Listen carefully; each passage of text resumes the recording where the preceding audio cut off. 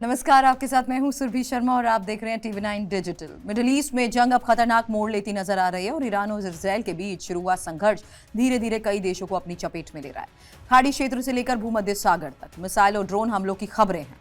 अब इस युद्ध में एक नया नाम जुड़ गया है, साइप्रस। रिपोर्ट्स के मुताबिक ईरान ने साइप्रस पर अब तक 5 मिसाइलें दागी हैं, जिनका निशाना था वहां मौजूद ब्रिटेन का मिलिट्री एयर बेस। यानी कहानी यही खत्म नहीं होती है। ब्रिटेन ने खुद यह स्वीकार किया है कि हाल ही में साइप्रस में जो ड्रोन हमला हुआ वो सीधे ईरान से लॉन्च नहीं किया गया।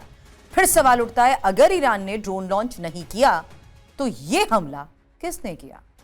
क्या कोई तीसरा देश इस युद्ध को और बड़ा बनाना चाहता है? क्या यह मिडिल ईस्ट को विश्व युद्ध की तरफ धकेलने की साजिश है? क्या अब इस जंग में लेबनान, सऊदी अरब और ब्रिटेन भी खिंचते जा रहे हैं? आज की इस खास रिपोर्ट में बताएंगे पूरी कहानी, तथ्य और युद्ध के पीछे की बड़ी रणनीति। सबसे पहले बात करते हैं साइप्रस में हुए हमले की। भूमध्य सागर में स्थित छोटा सा द्वीप अचानक इस बड़े भू राजनीतिक संघर्ष का हिस्सा बन गया।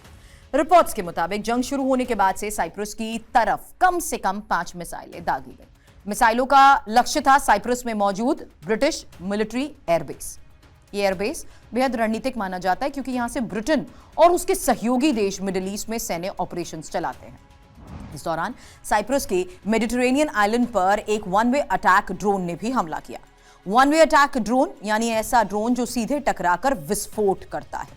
ब्रिटिश रक्षा मंत्रालय ने इस हमले की पुष्टि की, लेकिन एक बड़ा खुलासा भी किया। ब्रिटेन ने कहा यह ड्रोन हमला सीधे ईरान से लॉन्च नहीं किया गया था।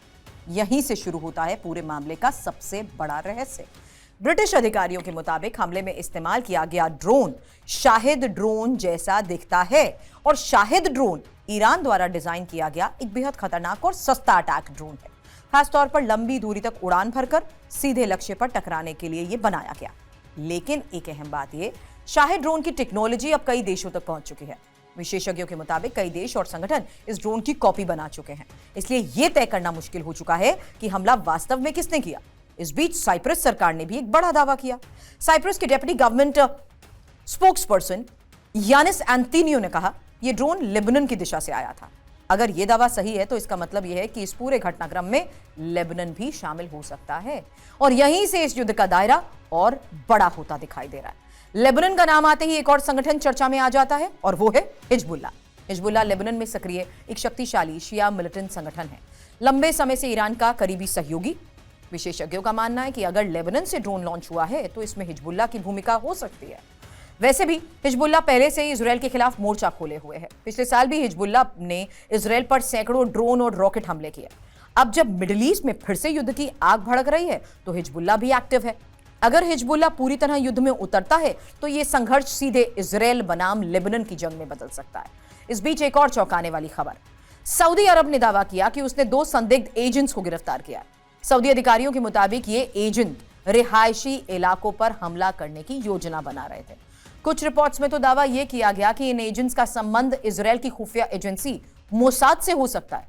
हालांकि इस दावे की आधिकारिक पुष्टि नहीं हुई, लेकिन अगर यह सच निकलता है तो इसका मतलब होगा मिडिल ईस्ट में खुफिया एजेंसीज का खेल भी तेजी से शुरू हो चुका है। यह खेल युद्ध को और ज्यादा जटिल बना सकता है। दूसरी तरफ ईरान लगातार इन हमलों से दूरी बना रहा है, लेकिन कुछ दिन पहले ही सऊदी अरब की तेल रिफाइनरी पर एक बड़ा हमला हुआ। ईरान ने साफ कहा उसने इस हमले को अंजाम नहीं दिया। इस तरह साइप्रस के ड्रोन हमले को लेकर भी ईरान ने सीधे तौर पर जिम्मेदारी नहीं ली। यानी इस पूरे संघर्ष में अब कई ऐसे हमले हो रहे हैं जिनकी जिम्मेदारी ही स्पष्ट नहीं है। यही बात इस युद्ध को और खतरनाक बना रही है। विशेषज्ञों का मानना है कि मिडिल ईस्ट में अब मल्टी फ्रंट वॉर की स्थिति बन सकती है। एक तरफ इजरायल और अमेरिका, दूसरी तरफ ईरान और उसके सहयोगी और बीच में फंसे कई खाड़ी देश। ये संघर्ष अगर और बढ़ता है तो इसमें शामिल हो सकते हैं लेबनान, सऊदी अरब, ब्रिटेन और शायद अन्य देश भी। ऐसी स्थिति में यह युद्ध सिर्फ क्षेत्रीय संघर्ष नहीं रहेगा, पूरे विश्व की स्थिरता के लिए खतरा बन सकता है। और फिलहाल मिडिल ईस्ट में हालात तो तनावपूर्ण हैं।